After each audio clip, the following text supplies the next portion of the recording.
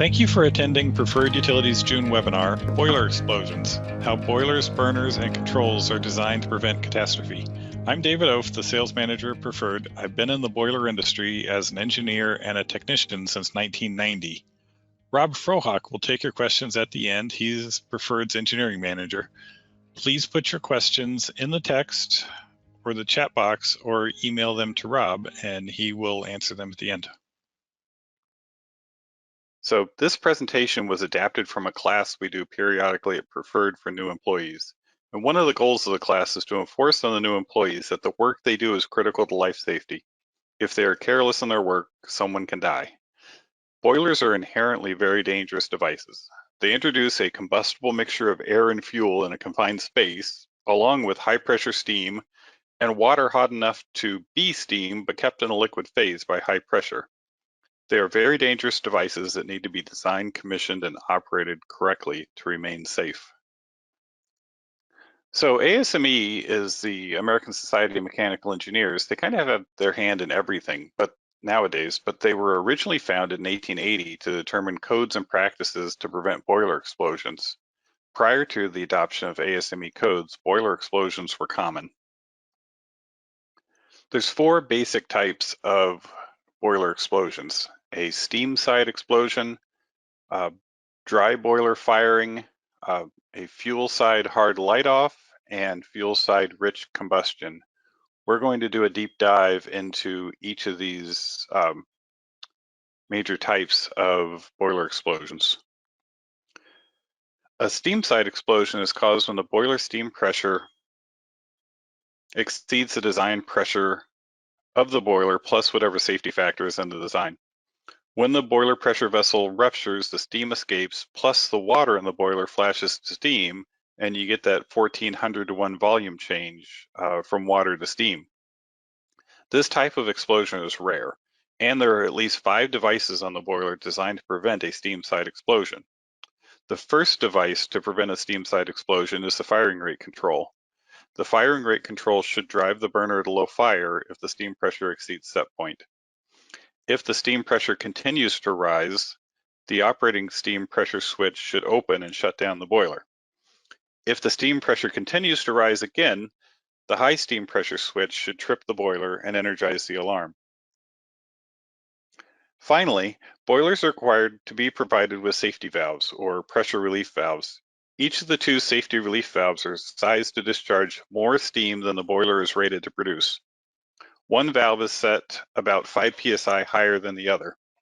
These valves are very large when they are discharging. They will get everybody in the plant's attention. Steam side explosions are rare in fire tube boilers and virtually non-existent in water tube boilers because of their design. So design responsibilities for preventing boiler explosions or boiler steam side explosions are: the operating steam pressure and high steam pressure switches must be selected for the design pressure of the boiler. They need to be shown correctly on the wiring schematic. Usually the operating steam pressure switch will be in the recycle limits and the high steam pressure switch will be in the non-recycle limits. And no isolation valves are allowed between the boiler and the operating steam switch and the high pressure steam switch. So responsibilities for the boiler technician or boiler operator is to inspect the installation of the operating steam pressure switch and high steam pressure switches to ensure that they are piped and wired correctly. You need to test the operating pressure switch and the high steam pressure switches by carefully building up steam in the boiler to the required set points. An additional safety to prevent a steam side explosion is a safety relief valve, and most boilers are required to have 2. Safety relief valves need to be properly sized, set, and tested at the factory. They're required to have labels with their capacities and their set points on them.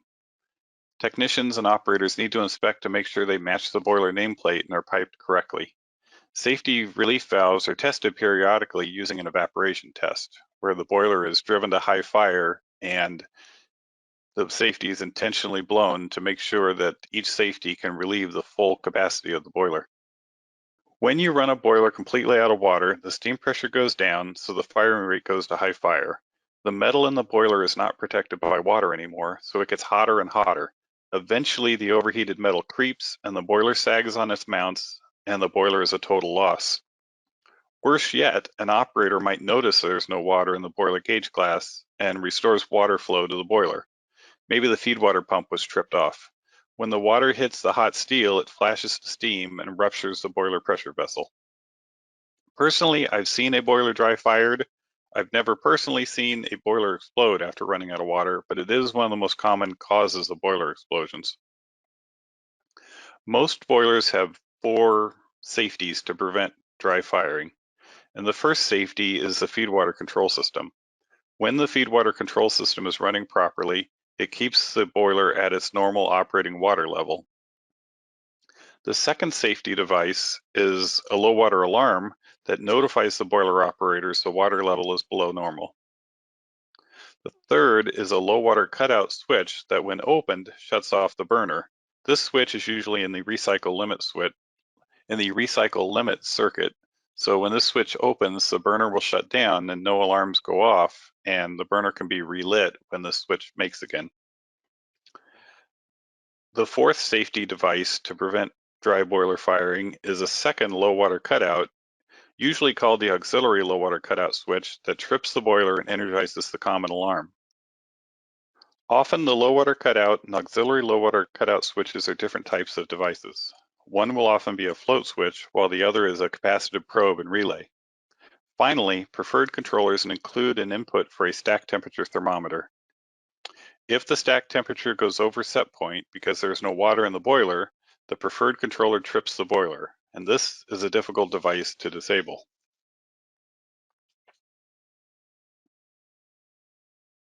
Boiler technicians have a fun job. It is their responsibility to prove everything on the boiler is designed per ASME and NFPA 85 boiler code and it's working properly. It doesn't matter if a mistake's made at the boiler factory, the burner factory, or something is installed wrong at the end user facility. It is the burner technician's responsibility to find these mistakes and make sure they're corrected. So when you design a boiler, it's important that the feed water system is designed to exceed the boiler water consumption and safety valve blow-off pressure. You need to call out the correct low water alarm, low water cutout, and auxiliary low water cutout switches and show them correctly on the wiring schematic. You need to correctly design and call out a high stack temperature alarm and shutdown.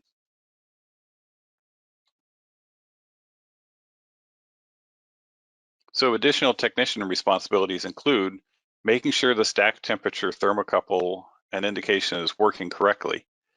Make sure the stack temperature alarm and shutdown are enabled in the burner flame safeguard control. It's not practical to test the high stack temperature shutdown, and it's not required by code either, but you can make sure that it's working. So the next most common cause of boiler explosions is a hard light off. And NFPA has a very detailed procedure for how you light off a burner to prevent hard light offs. And I often see burner and control specifications that include all of these light off steps required by NFPA. It's not really necessary to call out these steps in your specification. All US-based burner and control suppliers have to follow NFPA. So this is the burner light off sequence, pretty much how it's detailed in NFPA 85. The first thing that happens is the recycle interlocks limits need to be made. And what's typically in your recycle interlocks circuit is a burner on off switch, an operating steam pressure switch, and sometimes the low water cutout. So you turn the burner switch to on. The next thing the flame safeguard does is the flame scanner proves that there is no flame in the furnace. It's important to make sure there is no flame in the furnace before you try and light it off. The flame safeguard system also checks to ensure the fuel valves are closed. There are proof of closure switches on the main fuel shutoff valves. And then at some point, the flame safeguard is going to do some self-diagnostics. And if it's a servo system, then the servos are going to be checked to make sure that the servo hasn't been replaced and that the limits of travel on the servo are currently the same as when they were set up. The next step is the flame safeguard system will drive the air damper to purge position. It's important to purge the boiler to make sure there aren't any combustibles in the boiler before we put a spark and more fire into it. So the flame safeguard will drive the air damper to purge position, and then it will prove the stack damper is open and drive the FD fan VFD to purge position or purge speed if you have a VSD enabled on this boiler. Then we're going to prove we actually get to the purge position. This can be done by either a limit switch or by servo feedback. And then we're going to prove that all the non-recycle limits are made. These limits might include high gas pressure switch, low gas pressure switch, high steam pressure, auxiliary low water cutout, minimum air pressure switch, and maybe a high furnace pressure switch. These are all non-recycle limits that if you don't make all these limits, the light off sequence is going to shut down at this point, and the alarm's going to come on, and someone's going to have to reset the flame safeguard to try again. So once we've proven the purge position and all of our non-recycle limit switches are made, the purge timer is going to count down. And the purge time is determined by the technician. It's usually 4 to 10 air volume changes depending on the construction of the boiler. So after the purge timer counts down, the flame safeguard system is going to drive the air damper and the fuel flow control valves to their light off positions. Then it's going to prove the light off positions either with limit switches or servo feedback, and then it's going to energize the ignition transformer and the pilot shutoff valves. This should bring on a pilot flame, and the flame scanner proves the pilot flame is lit. So the next thing that's going to happen is we're going to de-energize the ignition transformer. This is done for two reasons. The first reason is to make sure we have a stable pilot without the spark being on. And the second reason is to make sure the flame scanner isn't seeing the spark itself.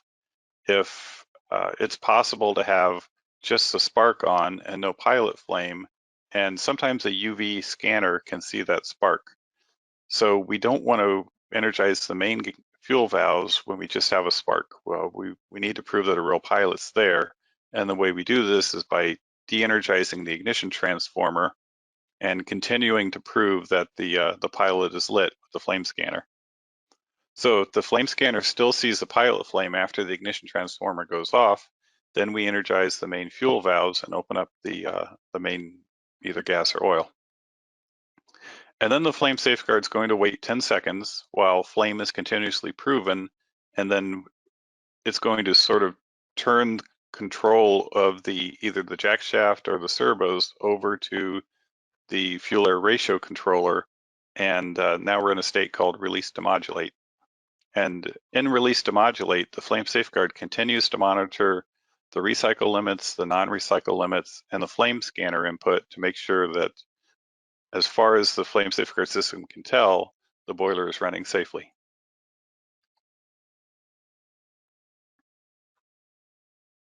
So from a design perspective, we need to make sure the fuel train is designed per NFP 85, and that includes a double block and vent valve system. We need to select the correct low gas pressure and high gas pressure switches for the gas supply pressure. And then we need to correctly size the fuel flow control valve for the maximum and minimum fuel input and supply pressure. Below is a link to a video that one of our technicians took showing one of our burners light off, and we might be able to embed that in the video.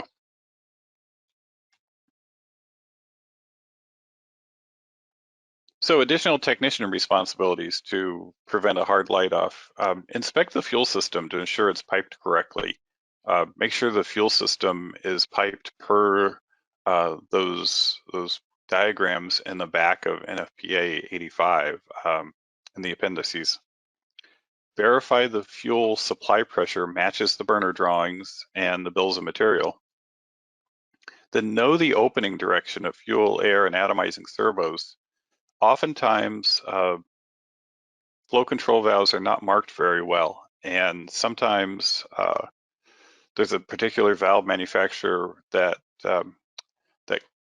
cuts a mark in the top of the shaft that's parallel to the wafer in the wafer control valve, but then we usually put a servo coupling over that mark. So the only way to tell if the servo is open or closed, or if the valve is open or closed, is covered up by the servo coupling. So before you even try and light off, make sure you know which way is full open and which way is full closed on your fuel flow control valves and on your air damper. Um, if you can't tell by the way the valve is marked, uh, take the fuel train apart and verify for yourself. It's very important for technicians to know which way the fuel flow control valves especially are driving. Also, verify the stack damper is either fixed open or is driven open during purge.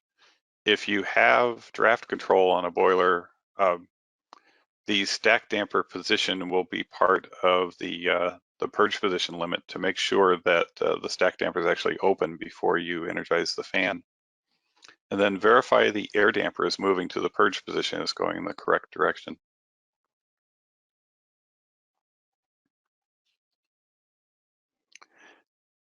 And then an additional safety for technicians is when they're first lighting off a new burner, close the hand valve in the main gas drain the first time you light off. What this will do is you'll go through the light off sequence and you should be able to see a pilot flame, but when the flame safeguard energizes the main fuel valves, uh, you're not going to get any gas or oil, and eventually you're going to flame out. So this just tests the flame scanner to make sure that that it's really seeing flame and you're not getting any kind of a false flame. And while you have the pilot lit, you can verify your low fire air by examining the pilot flame. An all blue or blue and straw colored flame indicates adequate air for light off.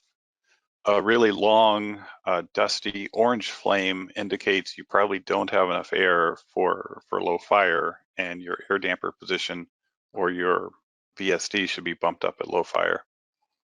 And then, as I mentioned before, let the burner trip once on MTFI flame failure. That proves your flame scanner is working correctly.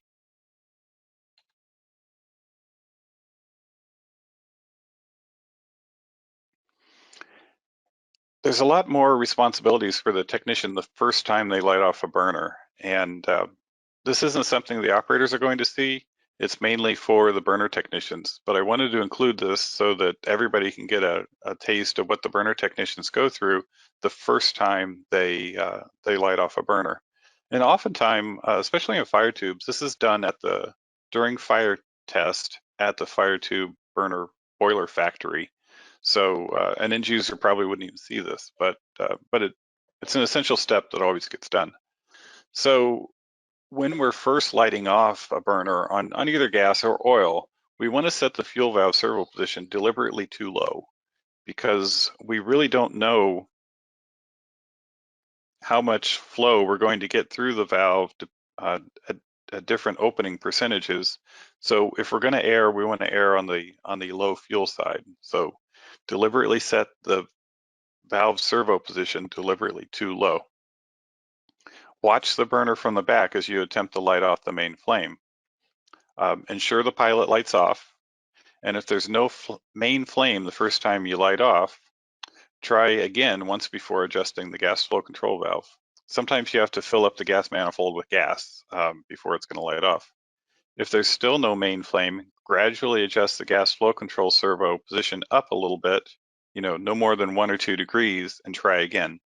And this may take a while as you slowly open up the fuel flow control valve to get to a safe light off position.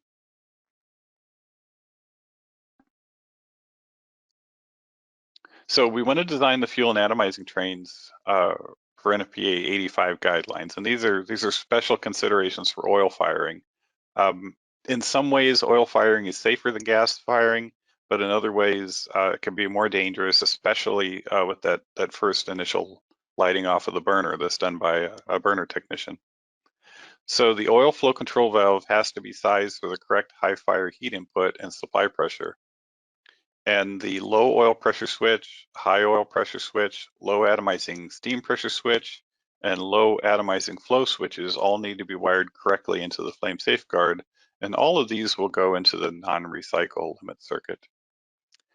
You want to minimize the piping length between the last shutoff valve and the burner.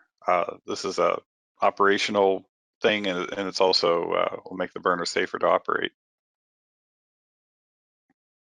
So if you're steam atomized, the first time you light off, you want to bleed some steam into the boiler during purge to remove any water from the atomizing line and make sure you have dry steam.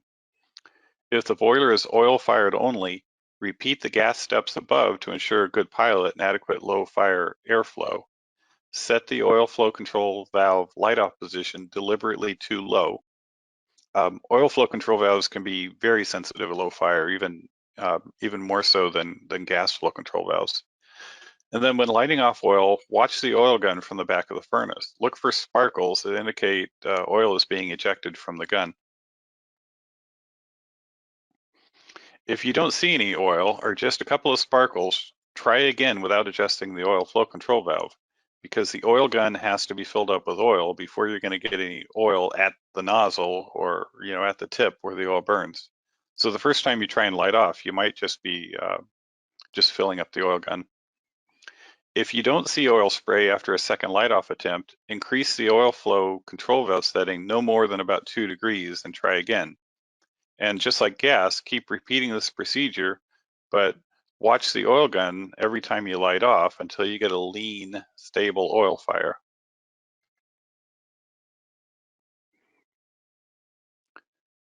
So sometimes the pilot flame doesn't light the oil spray. So we've got to keep an eye out for that. So watch for oil spray during light off attempts. Watch for oil accumulation in the furnace. The only way you can tell how much oil is in the furnace before it lights off is by watching the oil gun as you attempt to light off. If you see a bunch of spray that's not being lit off, that's oil accumulating in the furnace, and you don't want that to happen. Um, if you have some oil in the furnace you think that didn't light off for one reason or another, it's okay to take an extra purge if you need to. You know, reset the burner, let it go through purge, and then as it's going to low fire and getting ready to light the igniter, turn the burner off and turn it back on again, and that'll get you a second purge. If you see oil burning on the bottom of the furnace, purge until the flame goes out and then purge again. And if you think you have oil in the furnace floor, if you have gas on the burner, you can switch back to gas to burn all this oil off and then safely try oil again.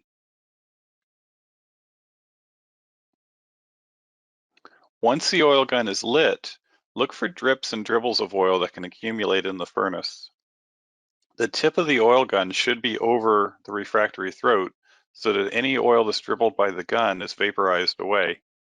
The danger is dribbling oil can run backwards through a burner and accumulate in the windbox and cause a windbox fire. So the first time the burner is lit off, we always want to make sure we don't see any of these drips of oil. It's possible that there's a leak in the oil gun, something's not tight, and that oil is going to drip out the gun and then drip out the carrier tube and potentially back into the windbox.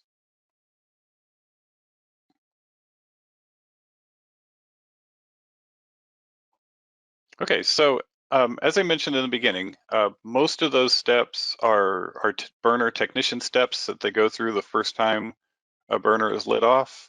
Um, Once the technician is finished, he's going to find the happy place for the gas flow control valve, the oil flow control valve, the air damper, and the FD fan VFD, if there is one, that's going to provide a safe light off every time. And those positions get locked into the flame safeguard controller so that the burner always lights off at the same safe positions every time. So the last major way that a boiler explosion can happen is just fuel side rich combustion.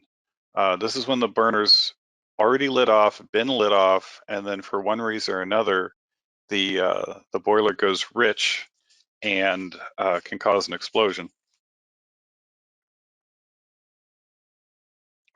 So these are the things that need to be done to prevent fuel side rich combustion.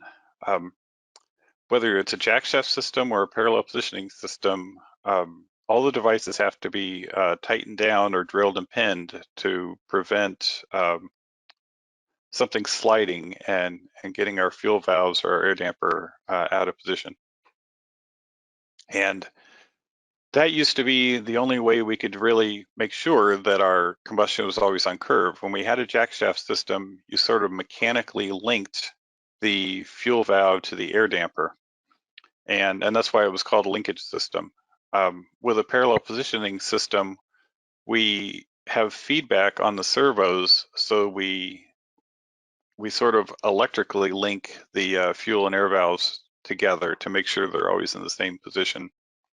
But this is an area where technology in recent years has really made boiler firing safer. Um, Oxygen trim systems have been around since I entered this industry in 1990, but it seems like for the first 15 or 20 years of my career, they were sort of a joke. And most times when you saw an oxygen trim system in the field, it was disconnected because it didn't work well. The technology's come a long way now, and oxygen trim is very reliable, and the oxygen analyzers are much more reliable and longer lasting than they used to be. So oxygen trim corrects for changes in ambient temperature and other minor fuel air ratio changes to make sure that you are always at your oxygen trim set point, regardless of firing rate.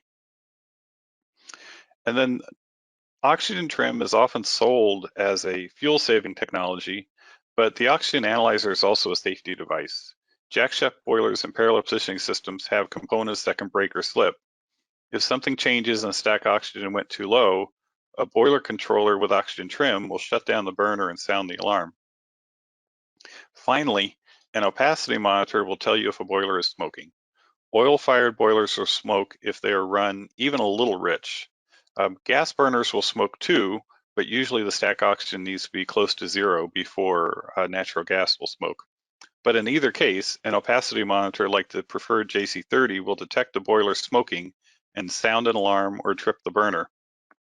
New York City is the only jurisdiction to require opacity monitors, but they're an important safety device that should be considered for any boiler.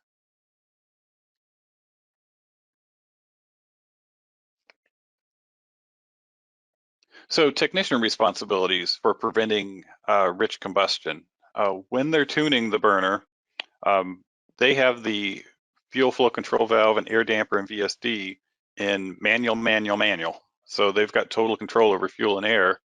And during this time, air should always lead fuel when increasing firing rate. So they'll bump up the air first, intentionally go very lean, and then bring the fuel up to follow and slowly increase the fuel until they get to the oxygen or the stack oxygen that they want. It's important to take baby steps, especially at low fire. Uh, Fuel flow control valves and air dampers can be very fast opening at low fire. If they're tuning from top down, meaning tuning from high fire down to low fire, they kind of want to do the opposite and decrease fuel in each step before decreasing air. And all this time, they need to be watching the stack oxygen and carbon monoxide. Those two indications will tell you if you're burning too rich.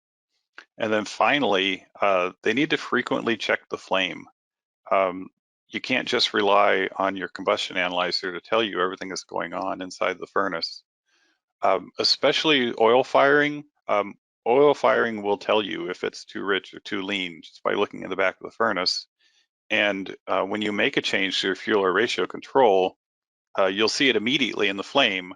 It takes a few seconds for that new oxygen and new CO to settle out on your analyzer.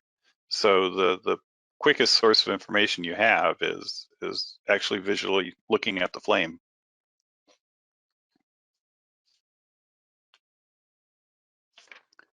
And then this is good advice for technicians and also boiler operators: is know what your normal flame looks like. Know what the normal safe flame looks like when the burner technician came out and tuned the burner. And if you're firing oil, you need to know what under-atomization and over-atomization look like. Um, they look similar to a boiler running too rich or too lean, but not quite. And then if for the technician, if CO gets too high, you want to decrease fuel, do not increase air. You can have all the conditions for a puff in the boiler if you're running too rich. You can have, carbon monoxide is combustible. If you have carbon monoxide, you could also have other unburned hydrocarbons that are combustible. You've got flame in the furnace, you've got hot refractory. The only thing that's lacking is air. So you don't want to give the furnace more air under those conditions. You want to give it less fuel. And if CO gets completely out of control, the technician can always shut down the burner and try again. And they can take an extra purge if they want. It's not super uncommon for the CO to get out of control when you're burning too rich if you add a couple of degrees of fuel and get way more fuel than you expected.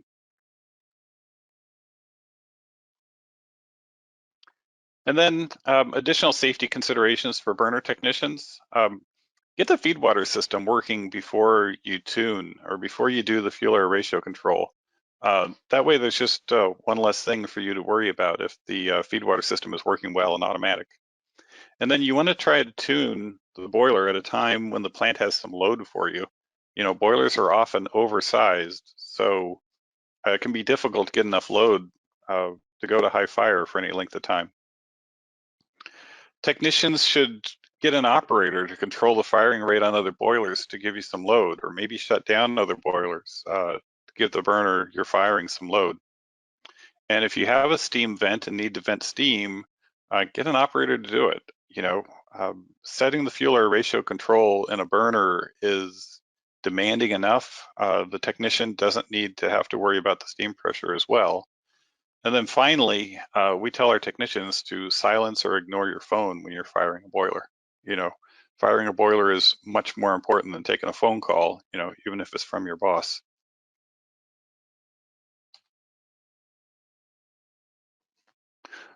Also, when the technician is done, he needs to drill and pin all the servo couplings. Jack shaft systems were known to slip from time to time, so the drive levers and everything were required to be drilled and pinned when the technician was done. But servo systems have servo mounting brackets and servo couplings that can slip. So those need to be tightened down and then drilled and pinned once the technician is done setting up the burner. Also, before the technician is completely done, they need to find a plant person in charge and demonstrate all the boiler safeties. The plant people need to see where these boiler safeties are, how they work, and that they were all tested. And we have a form, we have the plant person sign off that he's witnessed that all these boiler safeties are operating correctly. And then we encourage our technicians to just watch the boiler run for a while under different loads and make sure that all the PID loops are tuned correctly and that the boiler is going to operate without any problems. The mark of a really good boiler technician is one that doesn't get any callbacks. They've done such a good job setting up the burner, watching it run, that the boiler can just run for the next, several months without any issues that require him to go back. Okay, so thank you for sticking around to the end. We packed a lot of information into one webinar. If you want to learn more about any of the topics covered today, I recommend you pick up one of the books I mentioned earlier. And if you have a project that might involve preferred burners or controls, please reach out to me or one of the other sales engineers at Preferred. We're going to take questions now. You can submit your questions in the chat box on your screen. All right, hi everybody. My name is Robert Frohock. I work with Dave Oaf. I'm the engineering manager here at Preferred, and I'm live, so I'll be able to answer any questions that are in the chat box. One of the ones that I saw was about NFPA 85 and what is it and what does it govern. NFPA stands for the National Fire Protection Association. 85 is particular to the called the Boiler and Combustion Systems Hazard Code. And the scope of the document is for boilers that have a heat input above 12.5 million BTUs, which works out to about 350 boiler horsepower. so that the below that heat input, the code that has jurisdiction would be the ASME code called CSD1, and intentionally they draw the line at, as I was saying, NFPA 85 is for 12.5 million BTUs and over, and ASME CSD1 is the code that is for boilers below 12.5 million input, which corresponds to about 350 boiler horsepower.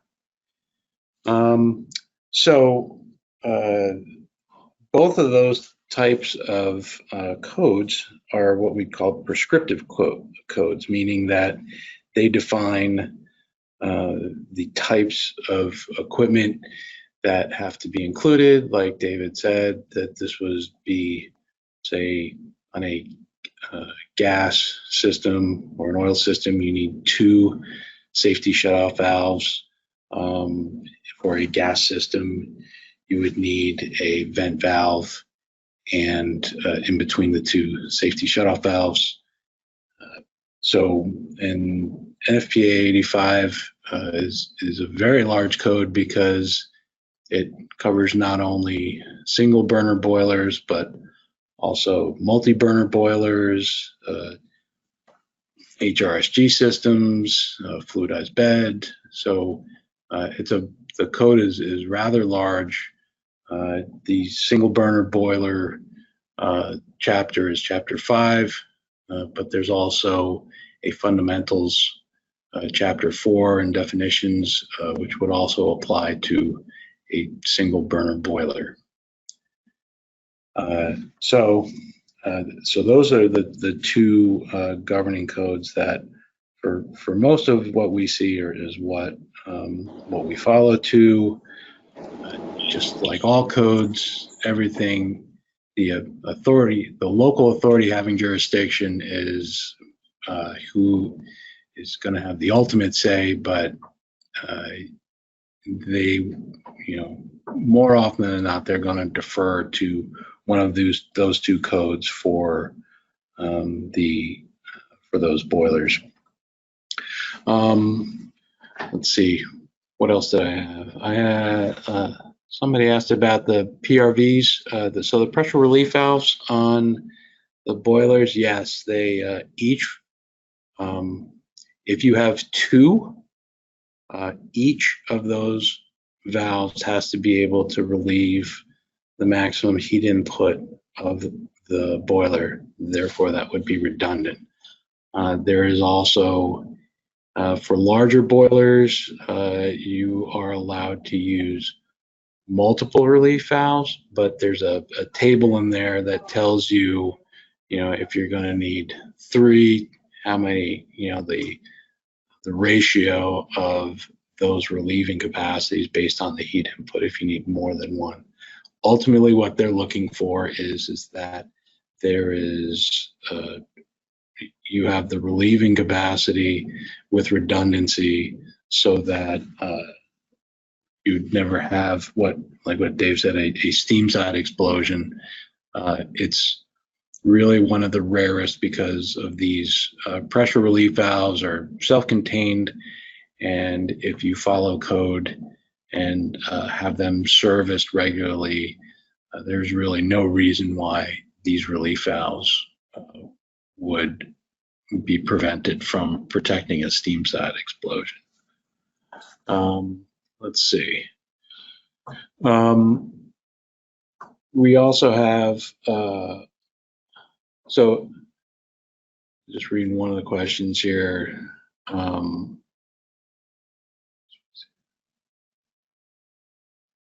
So for flame safeguard systems versus the boiler manufacturer versus the burner manufacturer, it is not required to buy your burner management system from the boiler manufacturer.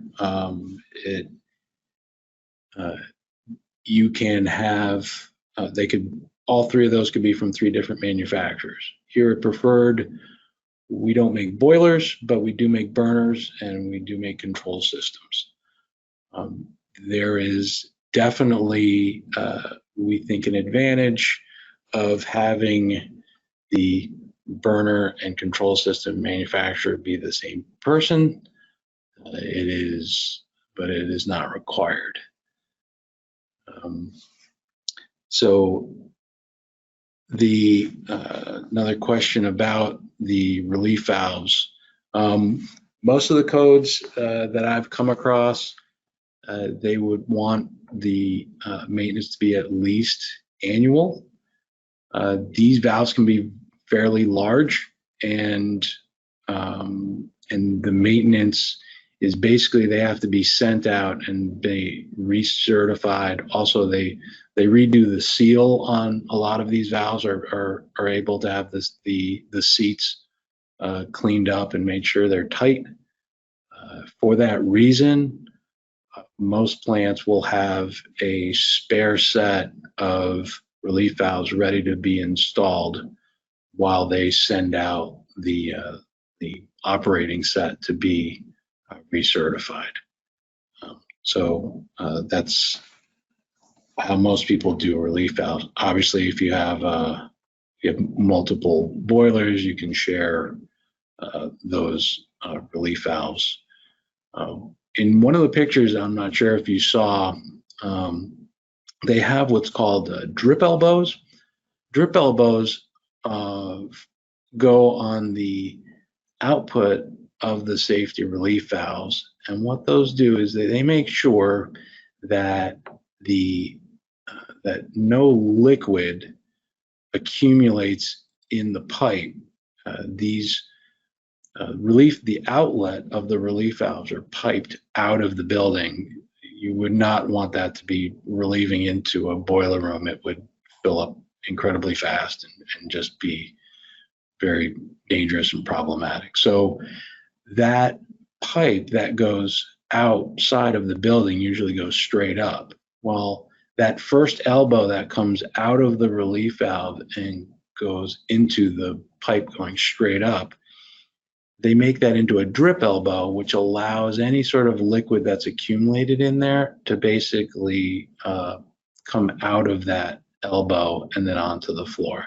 So you're looking for this, the steam to go up the pipe and any condensate to come down, or any condensing water from high humidity areas. You just don't want a solid slug of water in that vertical pipe growing algae and just impeding the relieving path of that relief valve.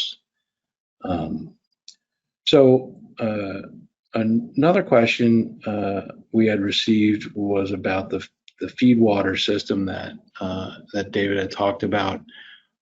In terms of the design of your feed water system, remember, it has to have enough capacity to basically, pound for pound, be able to replace the water that's being relieved out of your relief valves.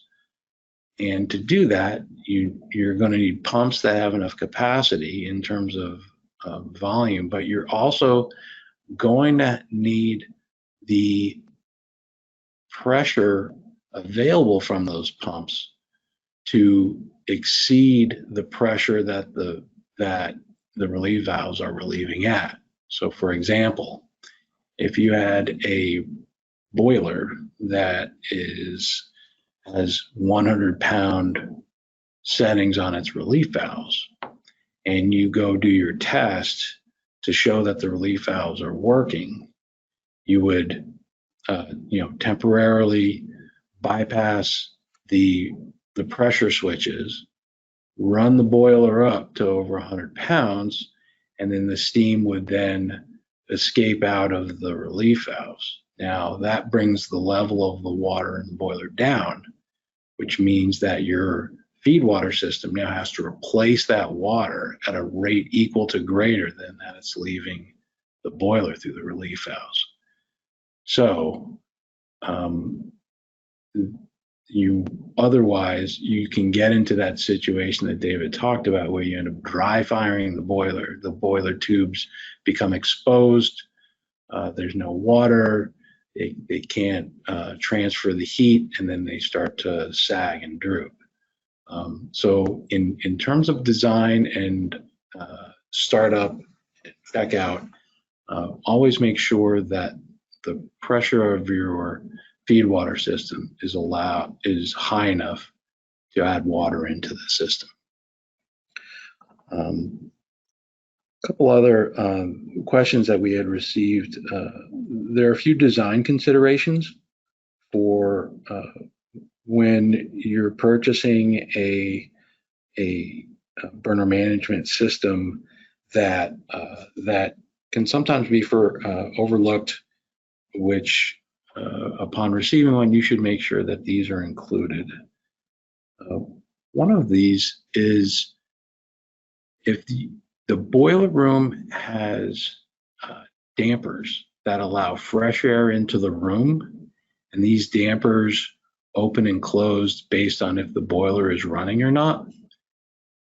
These dampers need to have a limit switch on it to make sure that these dampers have proved open, therefore allowing the air to come into the boiler room, which the burner is going to use in combustion. This is a limit. It's required by code, and it needs to run into the burner management system. If these actuators are old, if they don't, they're open manually, or I've seen people, not want to wire the limit switch over. And the only option for that is if the dampers can be pinned open, it cannot be closed, and then the limit switch is no longer required. Another design consideration would be for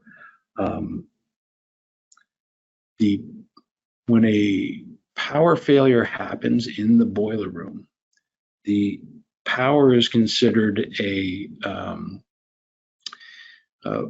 something that the boiler needs, and on loss of it, the boiler should trip, meaning that when power is restored, the burner should require a manual reset. It should not restart automatically. Now, this is specifically written into NFPA 85. Again, boilers, over 350 boiler horsepower or over. It is specifically written in there. I believe in CSD1 there may be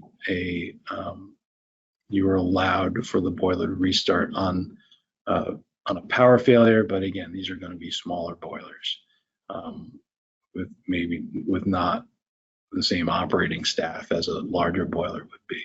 But for larger boilers, you definitely want to have somebody come and reset the boiler before it starts up again.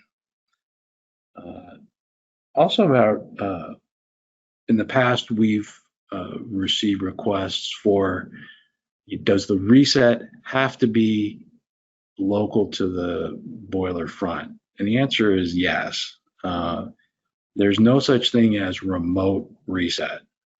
If the whole point of a boiler trip is that it will not try to start again until a technician or operator has come to the boiler front and inspected what the cause of the trip was.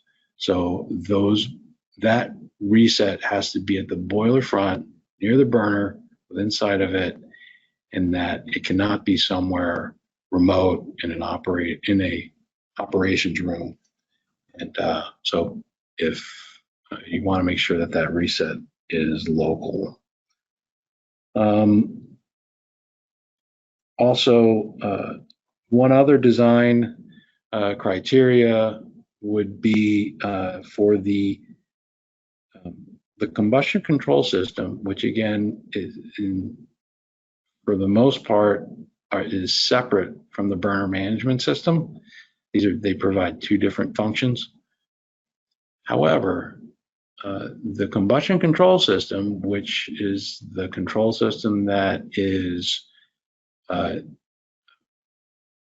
metering or providing how much air and fuel is entered into the combustion chamber. That combustion, and there are many types of combustion control systems, but unless it is a jack shaft system, a non-electronic system, that combustion control system has to have the ability to trip the boiler or signal the burner management system to trip the boiler. Some conditions it would want to do that on is if you have say you have a fully metered system, meaning a system where you have transmitters that are measuring the amount of air, the amount of fuel, and your valves are making sure that those prescribed amounts are entering the burner and being burned. If either of those transmitters becomes unresponsive or loses power or whatever, the combustion control system has to be able to tell the burner management system, I'm no longer in control, trip the burner.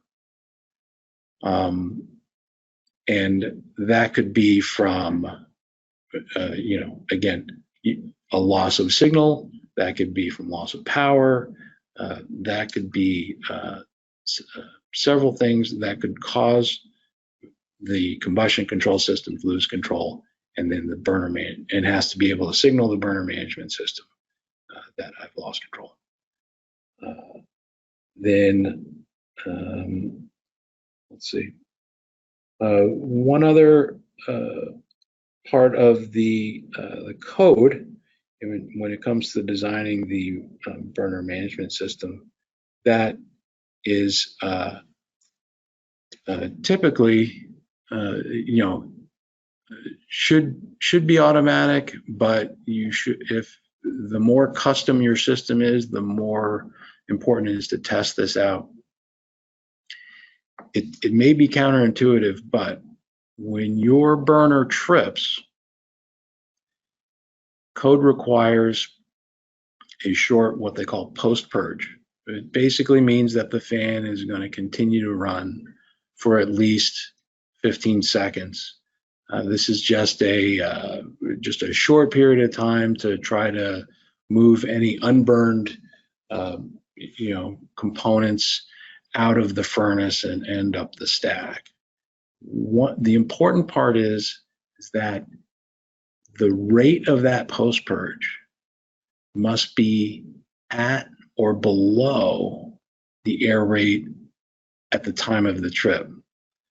In other words, if you were at 15-20% firing when the trip occurred, you do not want your post-purge to now be taking place at 80 to 100%. The reason being for that is that you may have tripped because of a lack of air, and which means you could have a hot environment with heated fuel looking for oxygen, and throwing a lot of air into the chamber could actually cause the chamber to puff. Remember, this is sort of opposite of what a pre-purge is, where a pre-purge is when that period of time before you introduce, you go to light off, and that code requires that your purge rate be at least 80% of your maximum airflow rate. So subtle difference between those two. Let's see, I'm going to look at the chat, see if there's any more in there. Let's see.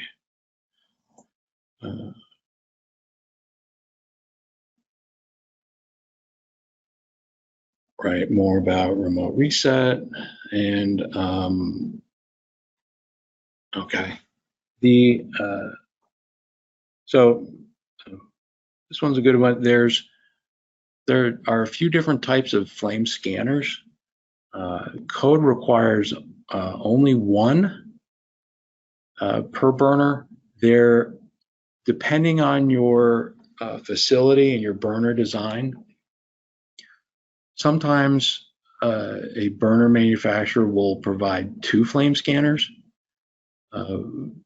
Because of the geometry of the burner, sometimes a scanner is better suited to see the pilot flame, whereas the other scanner is better to see the main flame. Code allows you to have to run where if either scanner sees the flame, you can proceed. There are other scanner types where so the flame sensing technology in them, there is a one that will measure ultraviolet energy, one that will measure infrared energy. Typically, in general, oil flames and oil burners like to use infrared. That's because for burners that use steam to atomize the oil, the water or the steam in the chamber can absorb ultraviolet energy a lot more than it can absorb infrared energy. So it's been sort of typical that if you have an oil fire using steam atomization, that you should be using an infrared sensor. The other scanner is the ultraviolet scanner. The ultraviolet scanner, very good for gas flames. They're also they'll also do air atomized oil. When we have burners that burn oil and gas, we will use an ultraviolet scanner. Code does require that if you have an ultraviolet scanner and your burner does not cycle in a 24-hour period, meaning it's going to run 24 hours continuously, that ultraviolet scanner needs to be a self-checking type. A self-checking scanner literally has a small shutter inside of the scanner that will very frequently, it's like every 3 seconds, will actually block the detector, and then the electronics will make sure that the detector's feedback drops to 0, and then when the shutter opens, it comes back. This is all automatic inside. It doesn't have to be programmed, but this is the difference between a self-checking scanner and a non-self-checking scanner. One of the other considerations for an ultraviolet scanner, the spark that lights your pilot has a tremendous amount of ultraviolet energy, and such that you want to make sure that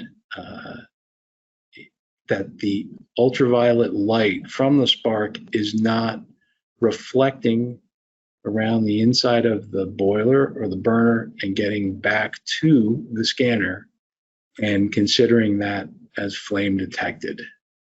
I've been at a place where the igniter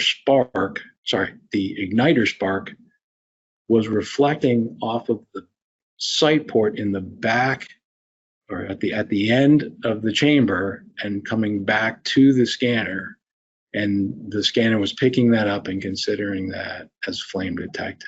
So you want to make sure that your UV scanner does not pick up the spark and consider that a flame. A design feature to make sure that isn't happening is called early spark termination. Early spark termination is when during the trial for pilot light off, the spark and the pilot valves will open up, establish flame, pilot flame, And then the spark will turn off within 4 seconds of detecting that, so that you'll have a period of just the pilot flame, no spark. And if you had proven off of the spark, you would then have a flame failure of the pilot flame failure. So that's just another design consideration. And let's see. One other thing about combustion control that somebody had asked about. Many burners are starting to use a variable speed drives as a means of saving electricity. Instead of having the combustion air fan running at 100%, we can slow down the fan, use less energy when we want to modulate the boiler down to a lower firing rate. It is critical that your combustion control system, which is would be controlling the speed of that fan, that your combustion control system is receiving a feedback speed signal from the VFD. This can be in one of two ways. Either there's a 4 to 20 milliamp signal from the VFD, which is confirming the speed at which the fan is running. There can also be a tachometer or a speed switch on the actual fan shaft. Those can be a little harder to implement, but either one of those will make sure that your VFD is doing its job and spinning its wheel. So make sure that that is incorporated in any system that's using a VFD for into a combustion control system. Let's see.